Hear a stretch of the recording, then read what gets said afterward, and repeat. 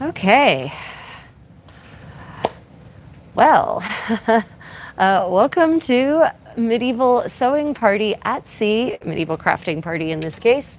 It is a gala night here on Queen Victoria, so I'm all dressed up for the evening. But before we go out and trip the late fantastic in the Queen's room, I already did that, and trip the late fantastic in the Queen's room, we're going to get some crafting done while we have this space basically to ourselves because nothing is scheduled here until 8:45. So welcome to Queen Victoria. We are in the Tyrrhenian Sea, passing a whole bunch of volcanic islands en route to Barcelona. We have 2 more days before, well, a day and a half before we reach Barcelona.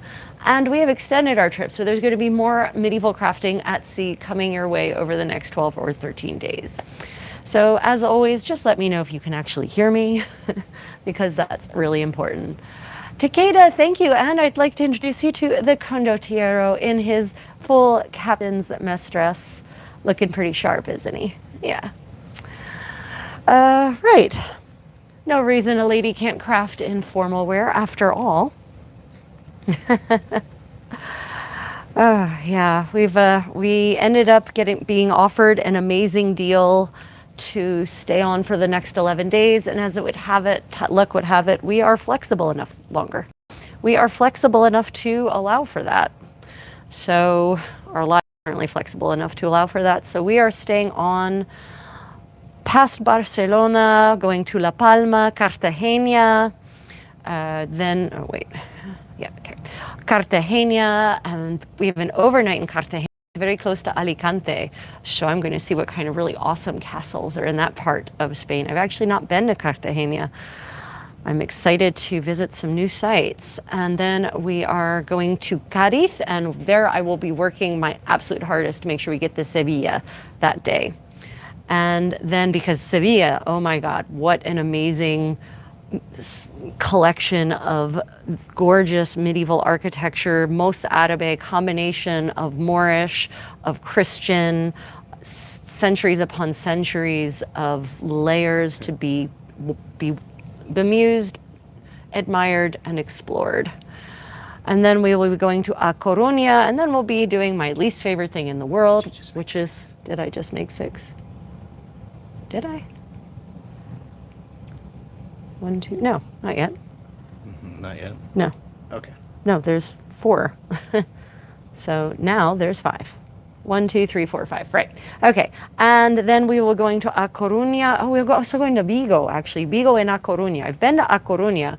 I have not been to Vigo. Vigo is the port that from which most people visit Santiago de Compostela, the famous medieval pilgrimage site. Yeah. Will I get to go there finally? Yes, I have to look into that to see what it takes to get from Vigo to Santiago. So yeah, we've got some. You have to let go. I'm excited to see what adventures, medieval exploratory adventures, we get up to in the next couple of days. Susan, thank you so much for joining. Yes, we are dressed for the evening gala. Tonight is a gala night aboard Queen Victoria. Not any theme, just gala. So I'm galla'd up, and so is my condottiero. The theme is military. The theme is military. It is not. The theme is not military. And we're still in need. We are still in need of more points ties for medieval garments. So you're going to get to see mix up the most interesting combination of activities. I'm going to do 15th century lace making in a 21st century gown on a ship that is absolutely decorated in the most splendid 30s Art Deco fashion. So yeah, we're trying to get all the aesthetics in.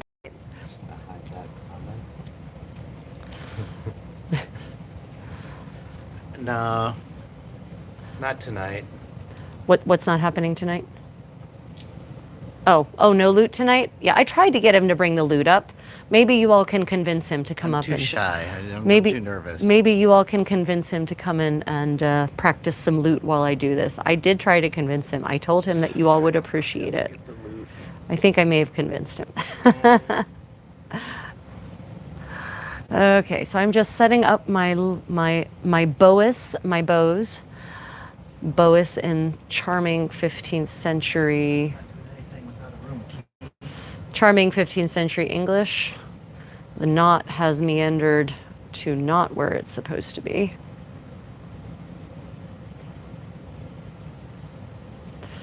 Okay, yeah. Yeah, so hopefully Ryan will indeed be playing his lute. Okay, so bows are all made. Now I just have to anchor them and then let the finger loop braiding start.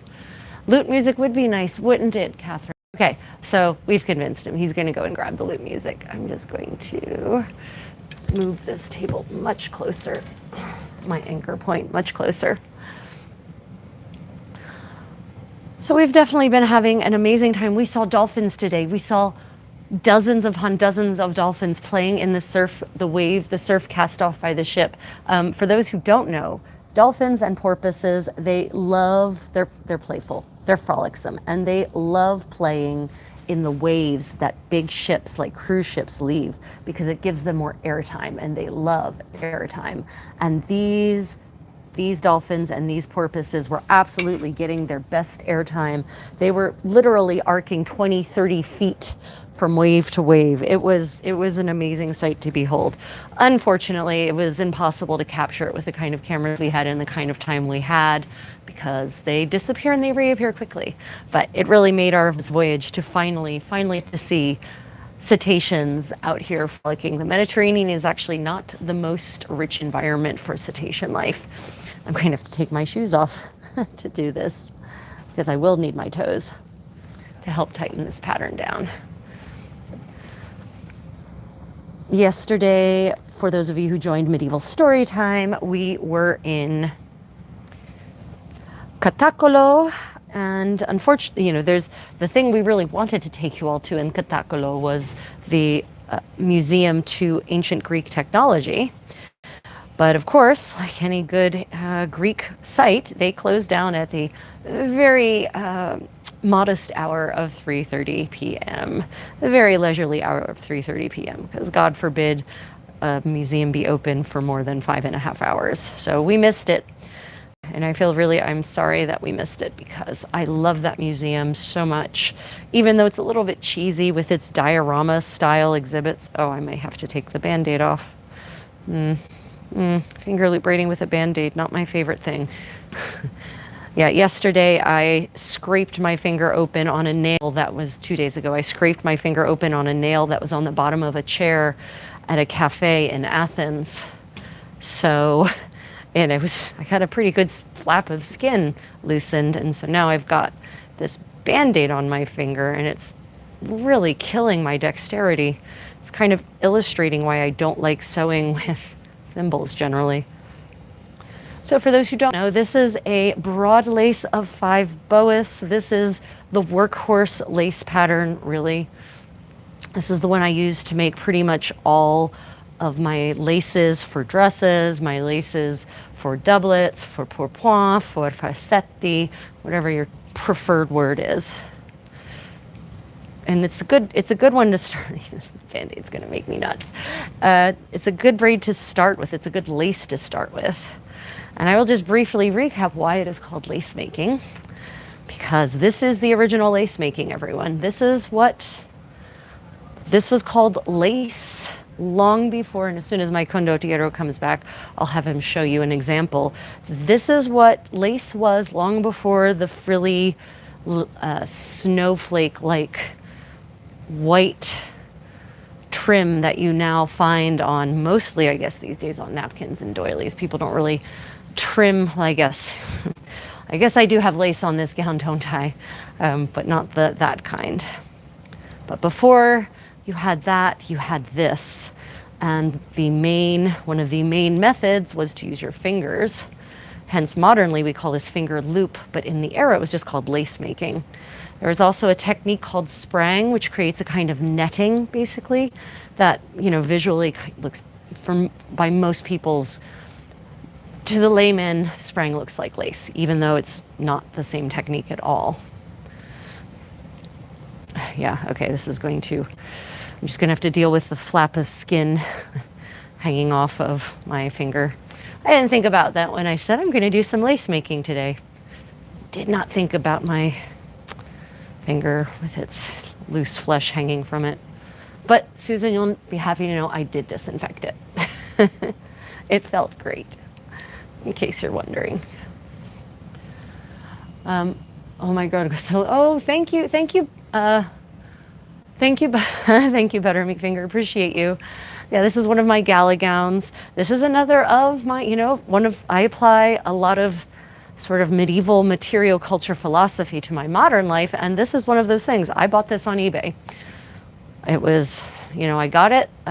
It was a little big for me in the waist especially, and I took it to a tailor in Korea where we spend a lot of our time, and they made the alterations and now it fits me perfectly. So yeah, it was a great find. I think I paid $20 for it, something like that. It's a Mishka Badgley dress actually, so it's a designer dress. You can get really amazing finds if you just do a little bit of thrifting.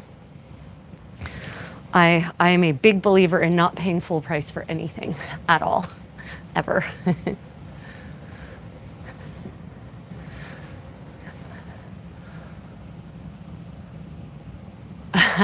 Takeda, you're going to go check your camping supplies, are you? Yeah, that's the thing about camping medievally. We don't do it often enough to really have a handle on our supplies, especially in the case of an event like Pennsic, where I only go once a year, and my belongings stay in storage remotely, completely away from any human contact for the whole year. I always wonder when I arrive, how will I find my supplies and belongings? Will I have to engage in rapid fire repairs?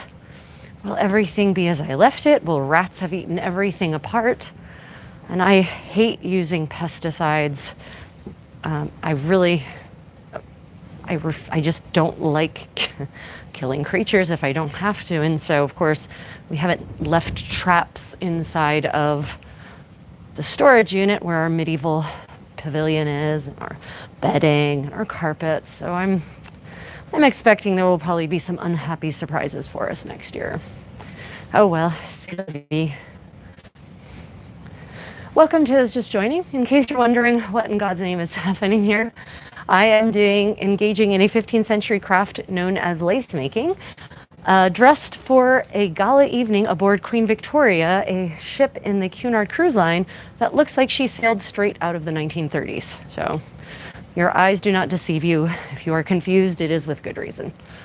If you have any questions about anything medieval history, medieval living history, dance, fashion history, food history, textile arts, I am here at your disposal to answer them. Takeda made a good point, actually. Yesterday, we had a failed tour of the Ancient Greek Technology Museum in Katakolo, and thankfully outside there were pictures of some of the machines that they built in ancient Greece in the 6th and 5th centuries BC. And one of the machines that was depicted was an automatic dispenser for watered down wine. And that was for use in temples and for parties. And you literally put a coin in the slot and the dispenser measures out your watered wine and serves it to you. And as Takeda pointed out, the Athenians perhaps have the dubious and doubtful distinction of having invented democracy, in quotes, but they certainly invented the self-checkout. To which I responded, indeed, the Athenians have much for which to atone.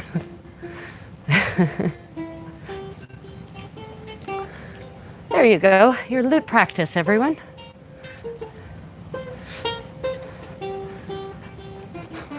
Medieval music and crafting.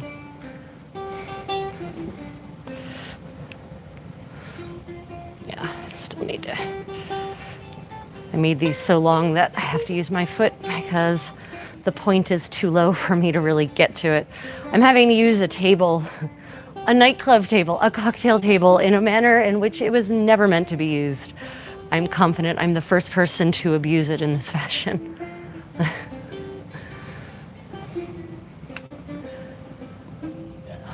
Do I do anything for plays and movies? Yes, I do consult on plays, movies, and novels, in fact. I've consulted on several independent pieces and 2 novels at this point. So yeah, I do consult. People hire me actually to come and teach various medieval crafts and activities at their events: dance, sewing, cooking, crafting like this, for instance. People hire me to come and be the princess at their fairs, that sort of thing. So yeah, I do that. I do that, in fact. Someone once said that I was the Contessa, whether I was wearing a hennin or a sun. Yeah. See, what we use the lace for that I'm making. So this one is going to be made into what are called points in the 15th century for a doublet. A doublet is the garment that men wore over their shirts, over their linen shirts. It's the garment into which the hosen were laced. What you might call tights, but they definitely were not. And so this will be used for the laces of that garment, for lacing the hosen on, for lacing it shut, laces in the sleeves. There are lots of different places where laces are needed in medieval clothing. For women too. If it's long enough, I might just keep it as a lace for one of my own kirtles. And the etymology of the word lace is from Old French, lacer, which basically means to shut something up, to use lacing to shut it, which is where we have the word shoelace from modernly. If you ever wondered why shoelaces look nothing like the frilly lace on your great-grandmother's napkins, that's why. Eventually someone had, and I know some of you heard this, but there are new people in the stream. Eventually, the finger technique of braiding laces became so complicated and used 3 or 4 people to make really complicated laces, what you might call braids now. And someone had the bright idea that instead of fingers, why don't we just leave the thread on the bobbin and use the bobbins, multiple plural bobbins, to create the pattern. And thus bobbin lace, as we know it was born, it seems to date from the first quarter of the 16th century. That's the earliest I've been able to document solidly with primary source evidence, document bobbin lace. Some people like to approach me and say, oh, well, I found this book that says this. And I said, yes, but that book doesn't provide any documentation for their assertion that it dates to some earlier period. Sprang does, but Sprang is not bobbin lace. Sprang absolutely dates to earlier periods. I think, I don't know what the earliest examples of Sprang are, but I do know that Sprang, there is a 13th century example of Sprang that I have seen. So, but finger loop braiding, as we call it now, this style of lace making dates to at least the Iron Age. There is an example of a couple of pieces that have been found in the salt mines in Hallstatt in Austria dating to the 3rd or 4th century BC. So there you go. And I was just in Topkapi Palace checking out their textile collection. Oh my God. And they have really upped their game, damned well they should, for $57 entry fee. Anyway, they had all these royal kaftans on display, and they had several 15th century pieces that belonged to Mehmed II, the conqueror who conquered Constantinople. And the buttons on his kaftan, the buttons and the frogs, that's where I'm looking for, the frogs on his kaftan, some of them were tablet woven, some of them were very clearly finger loop braided. So I thought that was a really exciting thing to note and discover. I always like finding these connections. You know, yeah, can you all hear the lute at all, or is it only my voice that's coming through? Yeah, who needs yoga when you can make lace? 100%. Oh, Handsome, I think I need you to go and do some moderating. Yeah, just let me know if you could actually hear the lute. We've kind of taken over what's called the yacht club here. Yeah, I think there's probably some moderation in need. I forgot. I didn't get a chance to. You can hear the lute. The lute is all audible. Try to sleep. Bye, Sarah. Have a wonderful day. Yeah, I suppose some of you might be who are in Asia or Australia, it's probably rather late. For those of you in the Americas, it's actually unusually, for one of my streams, not late. It's not too bad. Oh, okay. What about the person vomiting? I removed that one. Ah, okay, good. Yeah. Yeah. I can hear the lute faintly. Well, that's fine. I can go get another microphone. Oh, the video is laggy? Yeah. That could be because everyone and their mother is currently on. Fortunately, a lot of people who actually don't need to be online, unlike I who do as part of my profession, they literally just spend their whole day on this ship on their phone, face planted in the screen. Yeah, it is really sad. You'll have to tell me if it's louder than you. Okay. Well, if you don't put it maybe right in front of you, like to put it a little bit away. We're going to mic up the lute and we'll see. We're experimenting with things here, everyone. And I am sorry it's depixelating. We're at sea. We're in the Tyrrhenian Sea. Technically, it's Mr. Musk's Starlink that is providing us with internet connection, but I think we all know recently things haven't necessarily been going his way. So yeah, if you're enjoying this, what you can see and can hear, please like and subscribe. I'm not dressed as I would normally be for one of these medieval sewing parties. We are currently on a voyage on Queen Victoria, and tonight is a gala night. So I am dressed for the gala because after this, I will proceed down to the ballroom and we will dance the night away. Lindy hop, Viennese waltz, slow waltz, Argentine tango. Those are our Balboa, Charleston. Those are our big events, shall we say, on the ballroom floor.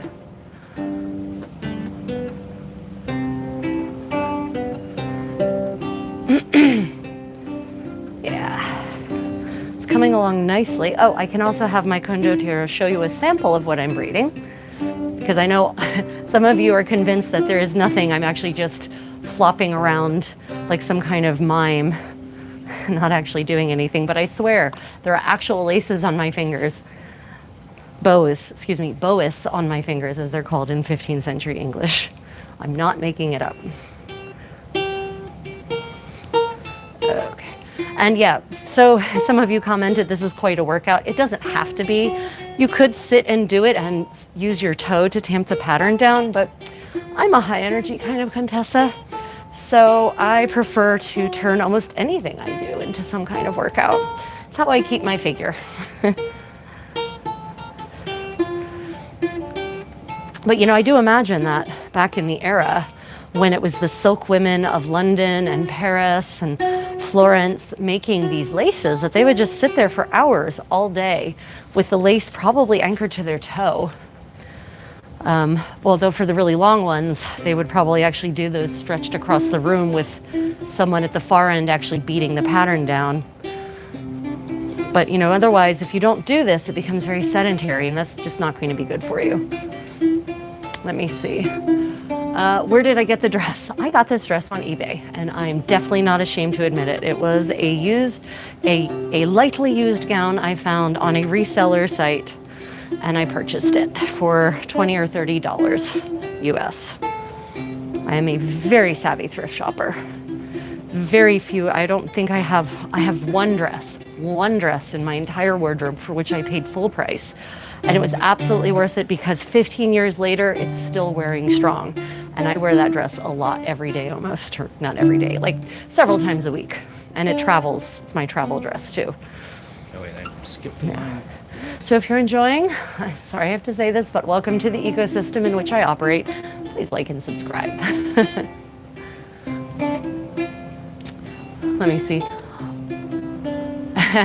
Yeah, I just realized that the downward lighting that's now on actually shines because these are silk. I'm working with silk. And the silk does in fact shine quite brightly in the right light. So I guess at least there is some proof of life of the laces. Yeah. Yesterday there was no dancing in the ballroom, so yesterday I just went full 17th century hanbok. For those who know, I have hanbok, and went with my silk brocade hanbok that was very popular on the ship, and I found some Koreans on board whom I hadn't known were on board before, but the second I put on hanbok, they all come out of the woodwork. Yeah, it's pretty funny. my military dress pants are like too slick for Ha. this. Oh, I was listening to one of my favorite podcasts, medievalist.net. Their podcast is splendid. Dr. Daniel Sobalski, she was interviewing a specialist, a historian who has published a book on wolves in the Middle Ages. And one of the interesting tidbits I walked away with was that there was an interdiction on eating wolf meat in most places in medieval Europe, and if not outright banned by the church, because it was assumed that at some point in a wolf's life it would have eaten a person or a part of a person. And if you therefore ate the wolf, you would therefore be consuming human flesh and therefore be a cannibal. So that is one of the reasons there was an interdiction on eating wolf meat. Wolf fur was apparently also considered very inferior as furs go, especially if you compare it to the really fine, silky, densely piled sable and marten and other weasels. So that's wolves were considered neither a good source of fur nor a good source of meat in the medieval world, which is interesting considering that in almost every other aspect of medieval life was every single thing in their environment made use of, but not wolves.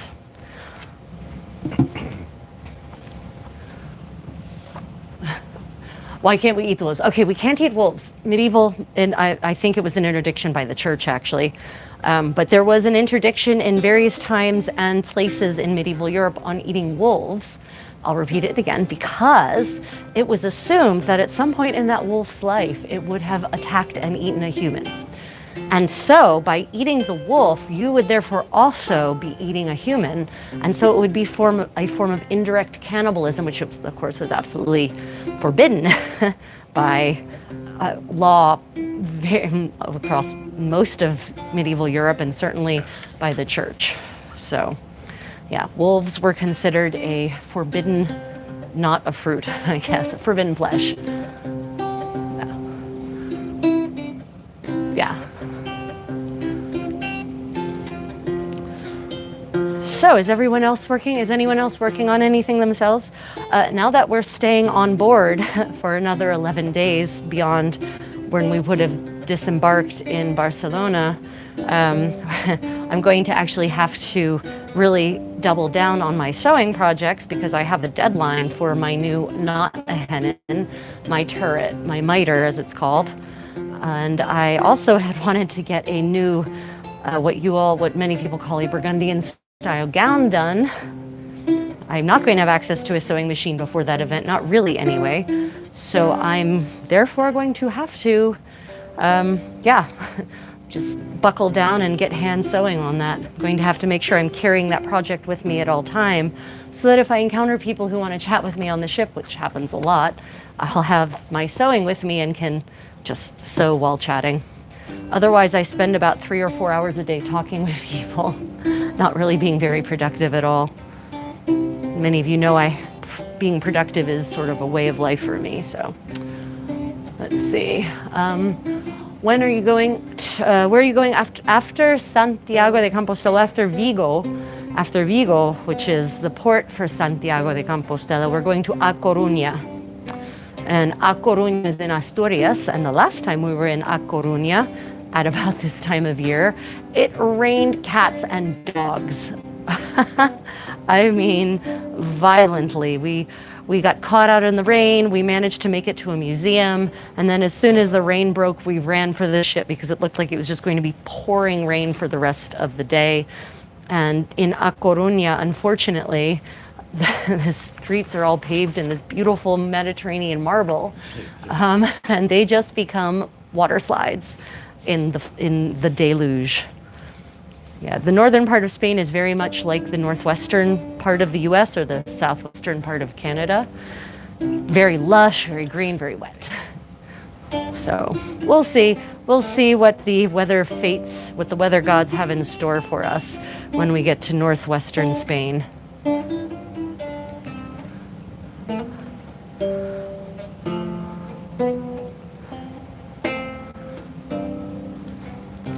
Yeah, we'll see.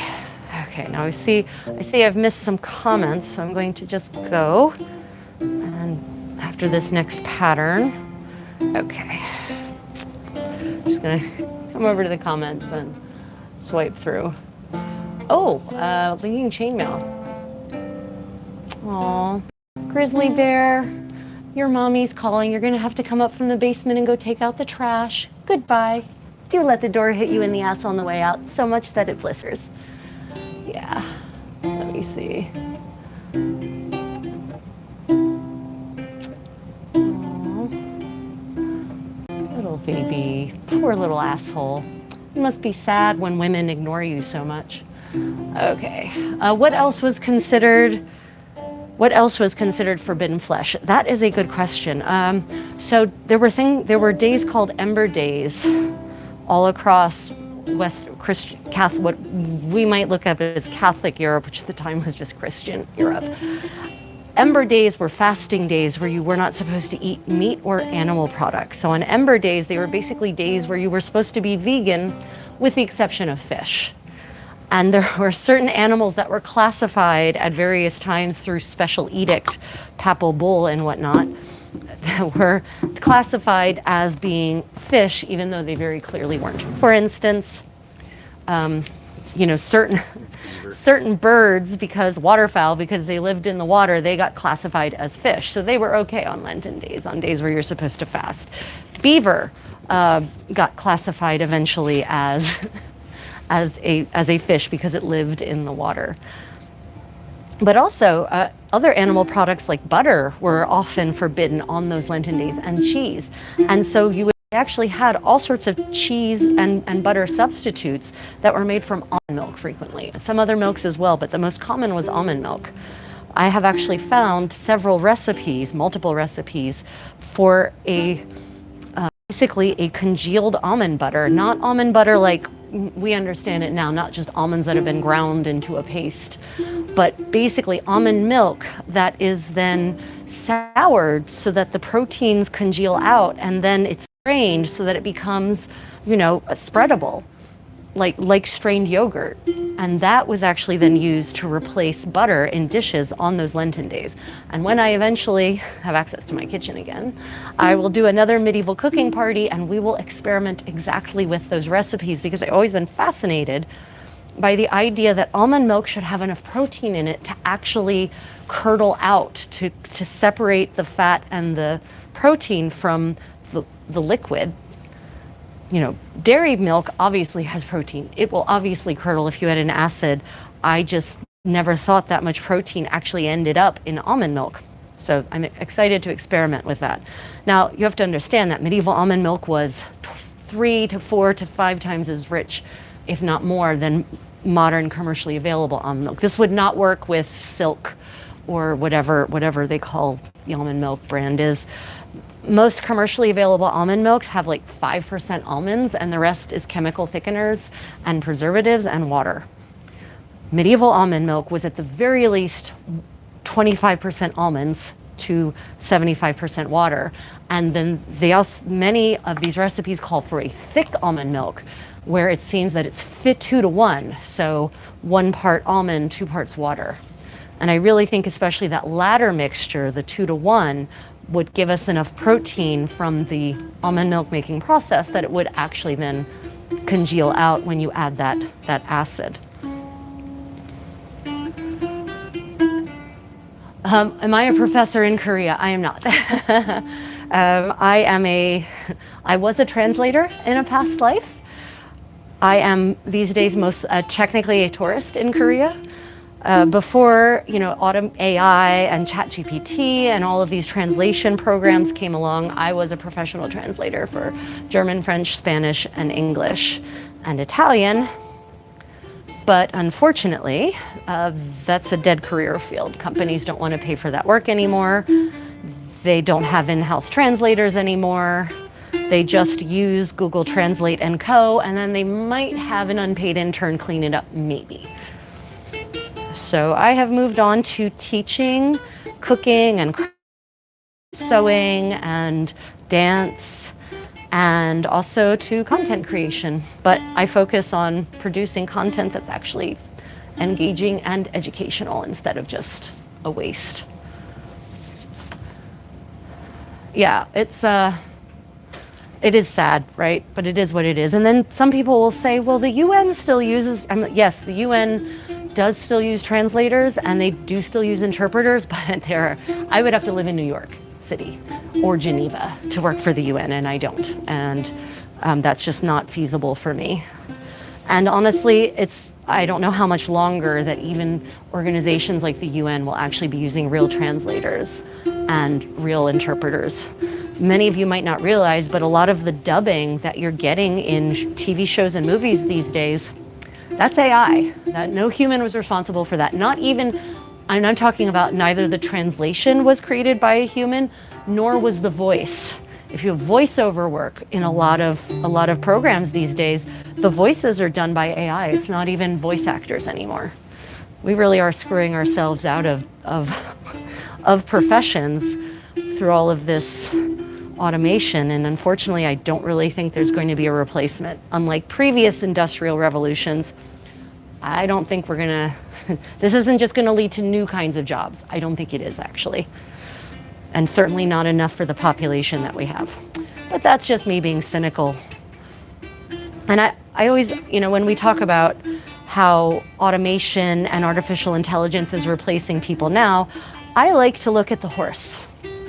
Probably wondering why I said that. So think about, horses used to be a main, not only mode of transport, but machine for farms, for instance. They were the creatures that pulled the plows, that pulled, yes, oxen also, but horses pulled carriages, they pulled carts, we rode them places, we used them for transportation.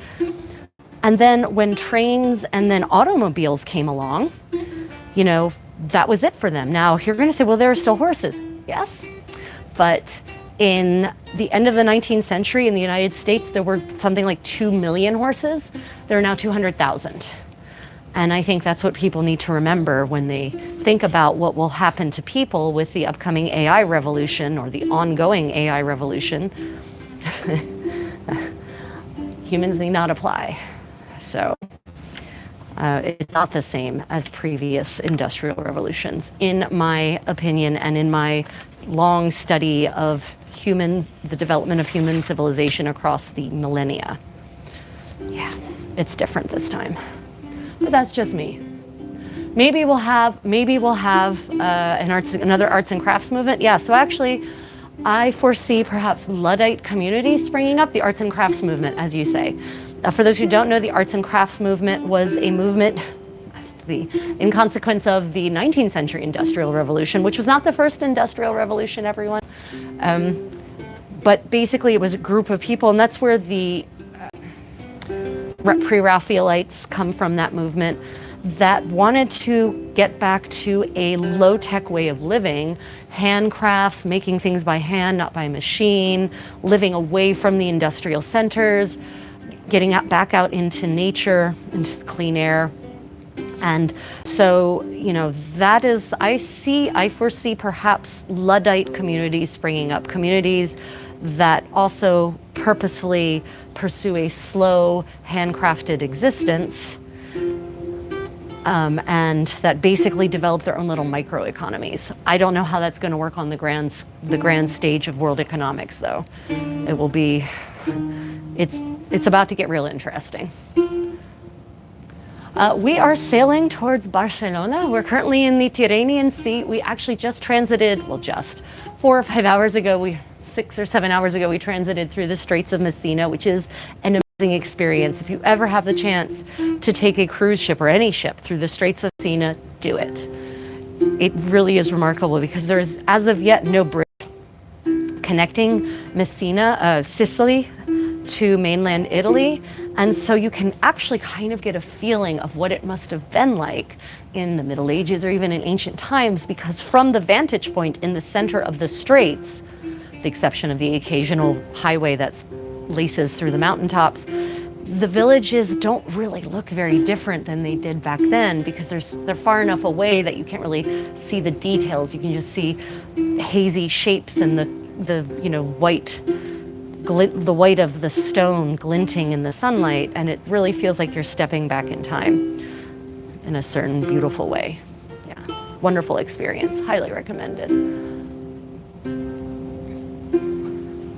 Ah, thank you. Yeah, so this necklace, this is, and you guys are going to get tired of hearing me say this, but this piece is by Armor and Castings. It is a replica of a gem owned by Beatrice d'Este. She's actually painted wearing it in a famous patron, in a famous one of her very famous profile portraits, and I think she's depicted with it in a couple of other portraits as well. So this is a replica made by Armor and Castings. They are a fantastic Ukrainian jeweler who makes a whole plethora of reproduction medieval jewelry. Very affordable. If you would like to buy one for yourself, use the code Contessa 10 and you'll get an extra 10% off.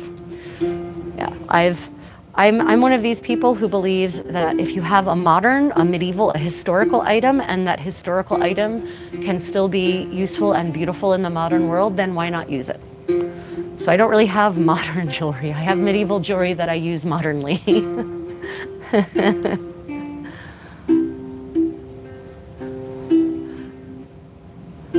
So what I'm doing right now, this is not sewing. You are correct, Joshua. This is a technique called lace making in the 15th century. Modernly, we would call it braiding, but in the Middle Ages, in the pre-modern era, they called this lace making. So yeah, this is a technique whereby you can make different kinds of trims, different sort of laces for lacing garments shut.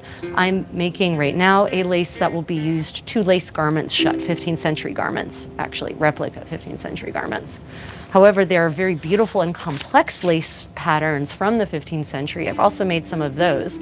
I've posted pictures over the years, actually, various pictures over the years in my YouTube community wall.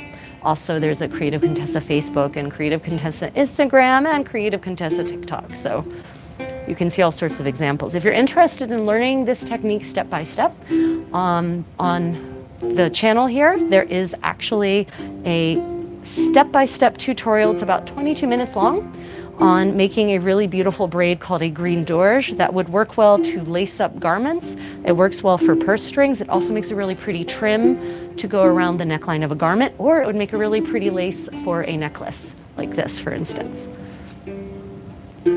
Yeah. They love the background music. So that is my condottiero there. Also that's up for the gala evening on board Queen Victoria here. Yeah, they can see you. And he's practicing, he's doing some lute practice. We encouraged him to provide some nice music, and I think it's going splendidly, actually. Oh, no. He's nervous because he's just a learner, and he's, he went for many months, he's gone for many months over many years without practicing, so. But I think he plays very well for someone who hasn't really devoted too much into it, as much as he could have anyway. Yeah. And so we're encouraging him to get out and perform in front of people like you, like my community, in order to get over his fear of public performance. So there are some people have asked, is there a lower impact method of finger loop braiding? Absolutely. You can just do this, like you don't actually have to move, but I have to move because I don't like standing still. That's just my way of doing things. Oh, very cool. Yeah, the armor and casting is addictive and amazing.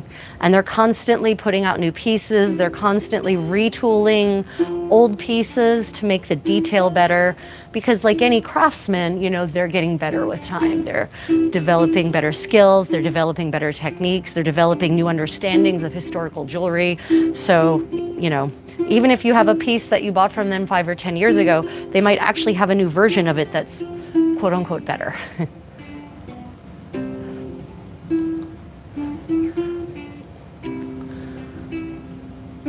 Susan says you are getting better with practice. I am on a ship. I am on Queen Victoria. Cunard's one of the Cunard ships, one of the iconic ships that has been built in honor of the golden age of cruising. You might see behind me, it's got a very Art Deco feel. The whole ship is like this. We're up in the yacht club right now, which is basically the nightclub. It's a pretty elegant nightclub if you ask me. I'm definitely playing nightclub music. He's definitely playing nightclub music. And we are sailing towards Barcelona. Tomorrow will just be a complete sea day. Then the day after that we'll be in Barcelona. And we will once again try to do live streaming in Barcelona in the Gothic Quarter. I will no longer be suffering from hideous jet lag, so it should work pretty well, I hope. That's the hope anyway. So we'll take you to Santa Maria del Mar, we'll take you to the Gothic Quarter and, you know, the winding narrow passageways. There's one spot in the Gothic Quarter where they've incorporated the columns from, I think, a temple to Zeus, an ancient Roman temple to Zeus, just straight into the apartment building. So that will be in 2 days. And for those of you who are interested in following me on my travels, I have a travel channel, so you can check out more and more travel specific content there. This is a bit crossover, I guess, at the moment, crafting while cruising, but it's definitely medieval. And the reason I'm not in medieval kit is because, you know, just the timing worked out with when I had time and energy for this. We're dressed for the gala night. After this, we're gonna go trip the Light Fantastic in the Queen's Room. Oh, yes. So my condottiero, that is mess dress. That is US Army mess dress. He's a logistician. That's why he has the red lapels. And he's a captain. That's what the bars mean. So yeah, that is actually US Army, modern US Army mess dress. That is not a costume. It's not historic. It's current. Yeah. One of the things the US Army does well is mess dress, for certain. A medieval cruise? Yeah, no, this is definitely not a medieval cruise. I'm just doing medieval. So sick. That would be funny. That would be awesome if I could convince them to hire me to do a medieval themed cruise on one of the queens. That would be, wow. Talk about hashtag goals. I would make an amazing enrichment speaker on one of these cruises, but no, because, you know, part of my life is medieval living history, and, you know, I've got to keep doing my thing. Even when I go cruising, I work on projects. And in fact, now that we're on board for another 11 days, I'm going to have to start hand sewing my new Burgundian gown. So probably in the next live stream you're going to see me sitting still under a pile of silky black wool, hand sewing very long seams in an attempt to get this gown done in a timely fashion.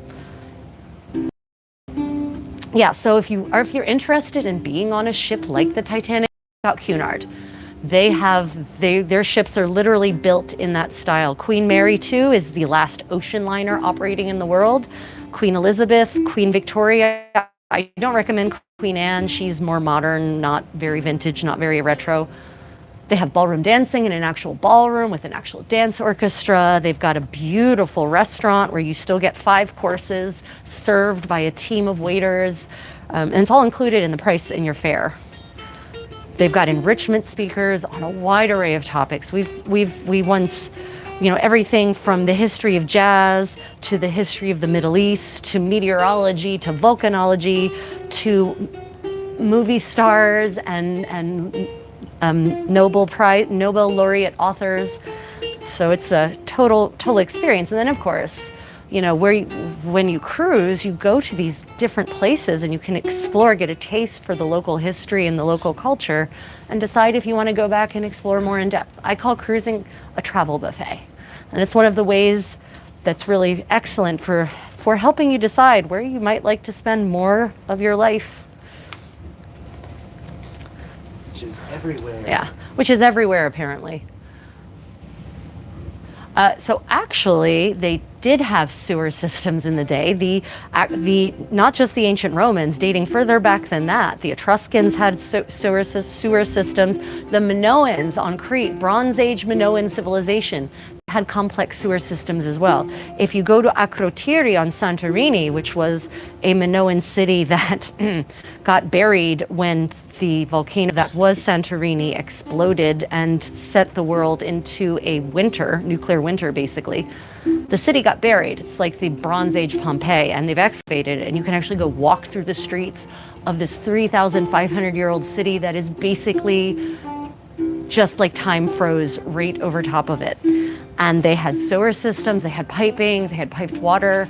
So yeah, past the pre-modern people were actually just as sophisticated as we are. They just didn't necessarily have electricity, but they had water-driven and steam-driven engines and devices. Engines is maybe too strong a word, devices. And they had hygiene systems. Unfortunately for us, though, civilization is not a straight line, nor is the progression of civilization. And so throughout there have been ages of progress and ages of regression. The ages of regression are commonly called dark ages, and we've had several dark ages throughout human history in various parts of the world. It's a cycle we seem to always go through, never able to learn from the past, never able to avoid the next dark age. In fact, some people, and I kind of agree with this theory, have theorized that we're already entering the next dark age. We're not in front of it, we are in it already. We're at the cusp, we're at the start, because we've become so dependent on our technology that if something happens to take our high tech away from us, we'll be screwed. And the essays I've read on the topic are pretty convincing. So I'm just trying to let the good times roll while they can, and be prepared with some really low-tech skills when the good times end. Yes, welcome to Crafting with the Contessa. Depression on hand. I am doing something called lace making. It's a 15th century, well, this particular one is a 15th century technique for making laces, like if you think of shoelaces, except more complex, more visually interesting than, say, a machine-made shoelace. This one will, in fact, be used to lace shut 15th century garments, but there's a variety of patterns, and I'll show you here in a minute. I think I've got more than just these with me. There's a variety of patterns. There's instructions, detailed and easy to follow instructions for 42 patterns from the 15th century. This one is called a broad lace of 5 bows. Bows are the loops around my fingers that you see here, right? But there are versions for up to 16 bows involving 2 people. There are versions, for any number of patterns, swirling patterns, complex, what you might call a lacy pattern, multicolored patterns, different shapes, different cross sections, some of them very broad, very flat, some of them circular and round. Variety of kinds of people who did lace making in the 15th century. One is what were called the silk women, and they were the ones who produced all of the narrow trims to go around edges and necklines, whether tablet woven, inkle woven, or lace made, finger loop braided, like in this manner. But also noble women would do this as a pastime, and we know that because we have books of secrets written by noble women that contained these detailed instructions, and those were their own private manuals, their book of their own little clippings and secrets of how to run a good household. And so if they include instructions in this manual, it's for something they did. And so we know that noble women also made laces like this. You know how I haven't been playing any of the 7 or 8 or 9 or Yes. 10 course lute stuff? Yes. Guess what this book has in the front of it? Transposition. Oh, wow. I could actually... You could finally do some of those more complex pieces? Course lute. Oh, nice. But then you just have to memorize the substitutions. Now I'm going to go and rewrite it into my own music. I've got my own notebook for it. Thank God for PlayStation. Yeah, well, PlayStation, she's going, that will definitely not survive in the upcoming Dark Age. There will be no PlayStation.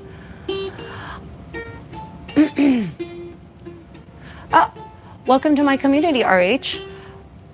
Captain, I don't think you wouldn't have time to be bored back in the day, because back in the day, everyone had a function and they pretty much did that function most of the time. And when they weren't carrying out their function, they were partying because it was a feast day in celebration of a saint or some other religious figure. So I very much doubt you would have been bored back in the day, my friend. You just think that because I guess you're addicted to screen time or something? I don't know. There would be no time to be bored in a pre-industrial society. Tudor Manor and how busy they are all the time. Yeah, watch Tudor Monastery Farm and see how busy they are, and you'll understand why you would have no time for boredom. None. Yeah. You take away modern machines and everything takes a lot more time. That's why, in fact, it used to 100 years ago we look at this now and think, wow, what a dumbass. But when a man 100 years ago would give his wife a washing machine. That was a thoughtful present, because he was literally unburdening her to have much more free time, because before that, she had to wash those clothes by hand in a bucket with a scrub board. So yeah, giving these appliances have freed up so much of our time that now we have time for boredom. But boredom is a sign of decadence, and boredom is also a sign of civilization decline. Yeah, you heard me right. It's also a sign that we're entering a dark age. We have a lot of people who whinge about boredom all the time. And who, yeah.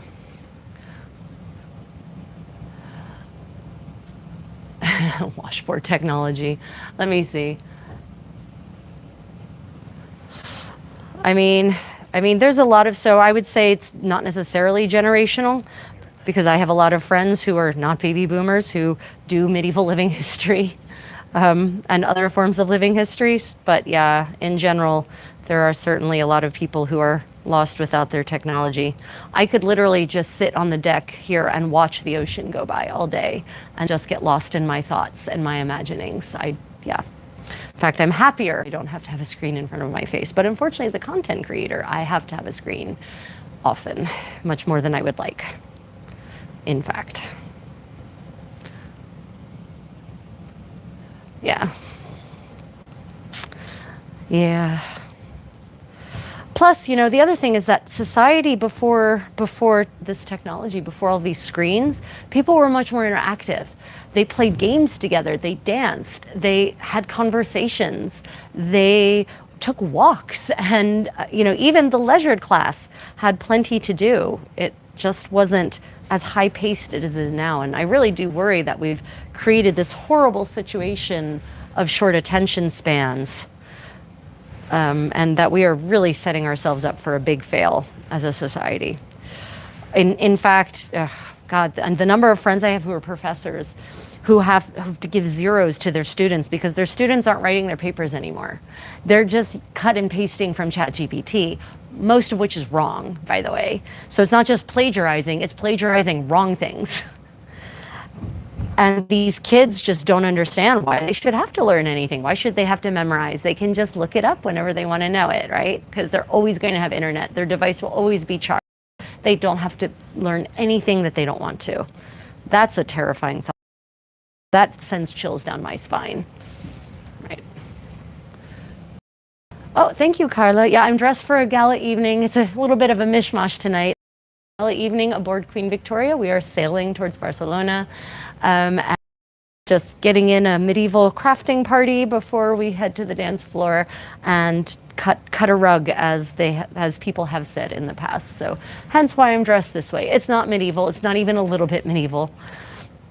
So yeah, normally I would be fully attired in 15th century gear for this, but the timing and the time difference between me and my usual audience, it just worked out that I had to be dressed this way so we could proceed directly to dancing. And if you're interested in seeing what that is like, I will be streaming that for my travels with the Creative Contessa channel shortly, in, I don't know, an hour and a half. Yeah, we'll be streaming the gala evening from the ballroom. So you'll get to see all sorts of people dressed to the nines, dancing to a live orchestra. Okay, so some of you have asked me in the past, what do I do when I reach the end? I just I braid until the loops start giving me blisters. And then because they're so tight, and then I just split them up into 3 strands, like a 3-strand braid, and then I just do a regular old 3-strand braid to just kind of hold the end, because what's going to happen to this ultimately is a metal chape is going to be installed around it. It's going to be cut and hammered directly around it. So that is what is coming up ultimately. And in the meanwhile, I'm just going to use this braid to secure the ends until it can be properly capped. And the metal point that goes on the end, the chape, will allow it to easily go in and out of the lace holes instead of having to fight with it. Oh no, that's okay. I just wondered what that sound was. No, it's fine. Don't worry about it. They're lowering the curtains. I thought maybe they were scraping ice off of the window. I don't know. Okay, everyone. Well, are there any final questions I will be scheduling more of these. If you are interested in the travel part of my travels, check out Travels with the Creative Contessa. We'll be doing we do a lot of live streaming there as well, and we will be doing probably later on, depending on how tired I am. I've been awake since 4 a.m. Depending on how tired I am, we will do a shipboard tour later on this evening after everyone else has gone to bed. And yeah, I'd like to thank my patrons and my channel members for generously sponsoring my work in exploring the medieval the material culture of the past and of other cultures, not just Europe, and sharing it with you all. I'd like to thank all of you who are just watching and liking and subscribing and leaving comments. The good comments, of course. Those of you who are cheeky little devils, you'll get spanked, and you have been. And otherwise, yeah, let's see, any final questions? Would time exist without the observer? It would not. Time is a human construct. And I have a feeling that immortals, true immortals, would also not observe time either, except for as a way to know when to be in a specific place at a specific time. Yeah, no ghetto fatiguers in sight. Nope, there will not be. Okay, everyone. Well, thank you all for joining. Don't forget to like and subscribe. If you would like to have access to my Creative Contessa Discord, to my extra bonus content that I post for my channels and or my channel members and my patrons, consider becoming a patron or a channel member. Otherwise, until next time, everyone, I hope that your adventures are as creative as mine have been and will continue to be for the next 12 or 13 days. Until later, everyone, stay creative.